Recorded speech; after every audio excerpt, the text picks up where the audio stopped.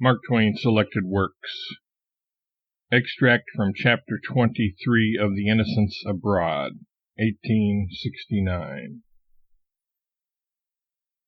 Now it does give me real pain to speak in this almost unappreciative way of the old masters and their martyrs, because good friends of mine in the ship, friends who do thoroughly and conscientiously appreciate them, and are in every way competent to discriminate between good pictures and inferior ones, have urged me for my own sake not to make public the fact that I lack this appreciation and this critical discrimination myself. I believe that what I have written and may still write about pictures will give them pain, and I am honestly sorry for it. I even promised that I would hide my uncouth sentiments in my own breast, but alas, I never could keep a promise.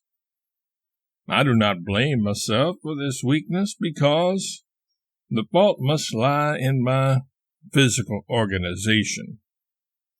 It is likely that such a very liberal amount of space was given to the organ which enables me to make promises, that the organ which should enable me to keep them was crowded out. But I grieve not. I like no halfway things. I had rather have one faculty nobly developed than two faculties of mere ordinary capacity. I certainly meant to keep that promise, but I find I cannot do it. It is impossible to travel through Italy without speaking of pictures. And can I see them through others' eyes? If I did not so delight in the grand pictures that are spread before me every day of my life by that monarch of all the masters, nature, I should come to believe sometimes that I had in me no appreciation of the beautiful whatsoever. It seems to me that whenever I glory to think that for once I have discovered an ancient painting that is beautiful and worthy of all praise, the pleasure it gives me is an infallible proof that it is not a beautiful picture, and not in any wise worthy of commendation. This very thing has occurred more times than I can mention in Venice. In every single instance, the guide has crushed out my swelling enthusiasm with the remark, "It is nothing. It is of the Renaissance." I did not know what in the mischief the Renaissance was, and so always I had to simply say, "Ah, so it is. I had not observed it before." I could not bear to be ignorant before a cultivated Negro, the offspring of a South Carolina slave, but it occurred too often for even my self-complacency did that exasperating, "It is nothing, it is of the Renaissance." I said at last, "Who is this Renaissance? Where did he come from?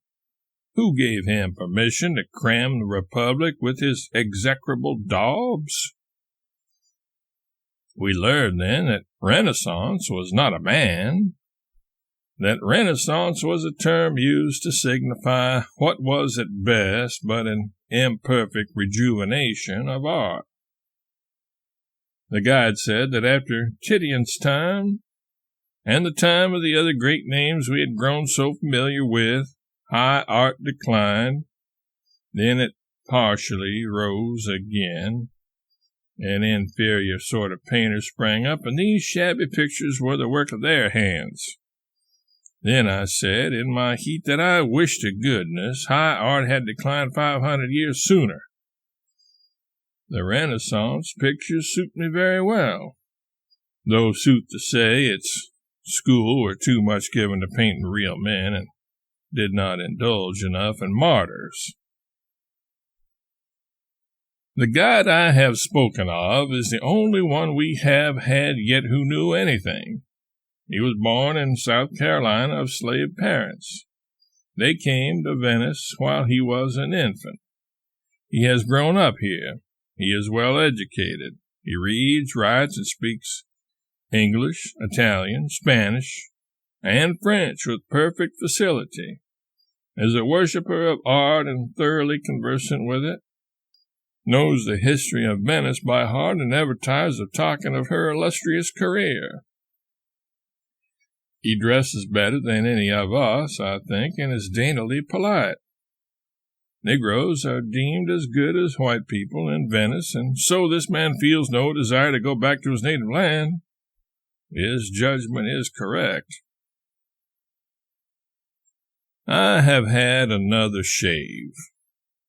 I was writing in our front room this afternoon and trying hard to keep my attention on my work and refrain from looking out upon the canal.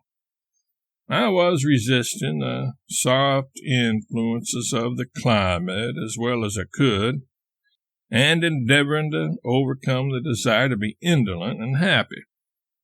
The boys sent for a barber. They asked me if I would be shaved. I reminded them of my tortures in Genoa, Milan, Como, of my declaration that I would suffer no more on Italian soil. I said, not any for me, if you please. I wrote on. The barber began on the doctor. I heard him say, Dan, this is the easiest shave I have had since we left the ship. He said again presently, Why, Dan, a man could go to sleep with this man shaving him. Dan took the chair. Then he said, Why, this is Titian. This is one of the old masters. I wrote on.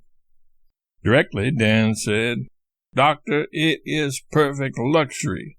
The ship's barber isn't anything to him. My rough beard was distressing me beyond measure. The barber was rolling up his apparatus. The temptation was too strong, and I said, Hold on, please. Shave me also. I sat down in the chair and closed my eyes. The barber soaped my face and then took his razor and gave me a rake that well nigh threw me into convulsions. I jumped out of the chair. Dan and the doctor were both wiping blood off their faces and laughing. I said it was a mean, disgraceful fraud. They said that the misery of this shave had gone so far beyond anything they had ever experienced before that they could not bear the idea of losing such a chance of hearing a cordial opinion from me on the subject. It was shameful, but there was no help for it. The skinning was begun and had to be finished. The tears flowed with every rake, and so did the fervent execrations. The barber grew confused and brought blood every time. I think the boys enjoyed it better than anything they have seen or heard since they left home.